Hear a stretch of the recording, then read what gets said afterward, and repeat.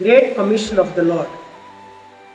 Great commission అంటే ప్రభు యొక్క గొప్ప లేక మహా ఆజ్ఞ లేదా గొప్ప ఉత్తర్వు అని కూడా అంటారు. ఇది మత్తయి సువార్త 28వ అధ్యాయం 19వ వచనంలో చూస్తాం. మీరు సర్వలోకమునకు వెళ్ళి సకల జనులను నాకు శిష్యులుగా చేయుడి అని ప్రభువు అన్నారు.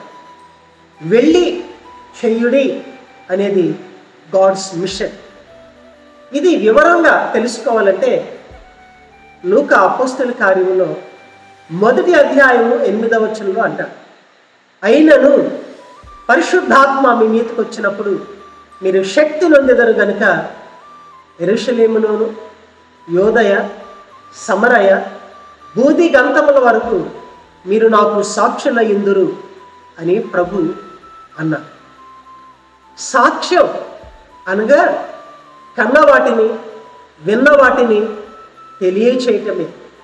ఎరిగిన వారు ఎరగని వారికి ప్రభువుని గురించి, ఆయన జీవితమును గురించి, ఆయన యొక్క త్యాగాన్ని గురించి తెలియచేయాలి. అది దేవుని యొక్క పని అయి ఉన్నది. ఈ యొక్క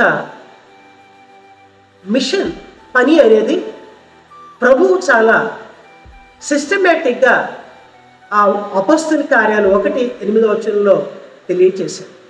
మొదట యెరూషలేము అంటే విత్ ఇన్ అవర్ ఫ్యామిలీ, మన కుటుంబంలో మనం సాక్ష్యం చెప్పాలి. మన కుటుంబంలోనే ప్రభువుని ఎరగిన వారు ఉన్నారు, వారికి సాక్ష్యం చెప్పాలి. రెండవదిగా యూదయ అనగా మనవారు ఆయా ప్రాంతాల్లో చదివి ఉన్నారు, వారికి వద్దకు వెళ్ళి మనం ప్రభువుని గురించి తెలియచేయాలి.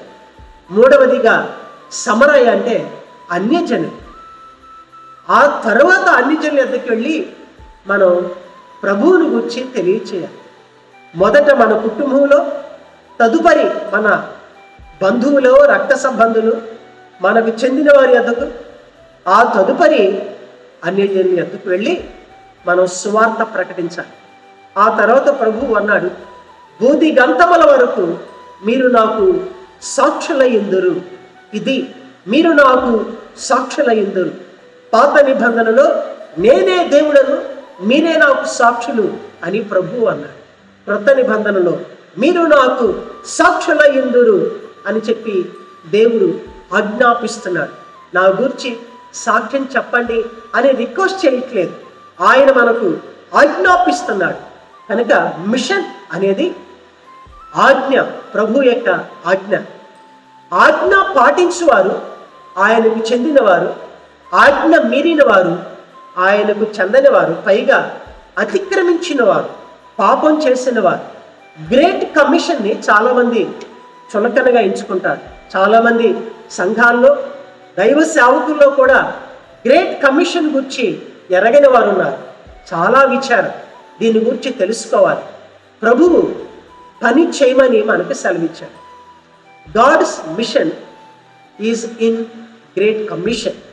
ఆ కమిషన్లోనే దేవుని యొక్క పని అనేది ఉంది కాబట్టి దాన్ని మనం శిరసా వహించి అందరికీ సువార్త అందించవలసిన బాధ్యత మనకు ఉంది. అలాగున మిషన్ అనగా పని, దేవుని పని అనేది ఎవరో సేవకులు మాత్రమే కాదు, కానీ సంఘం అంతటికీ దేవుడు ఏర్పాటు చేశాడు కనుక, ఆజ్ఞాపించాడు కనుక the church has go to the world and preach the gospel.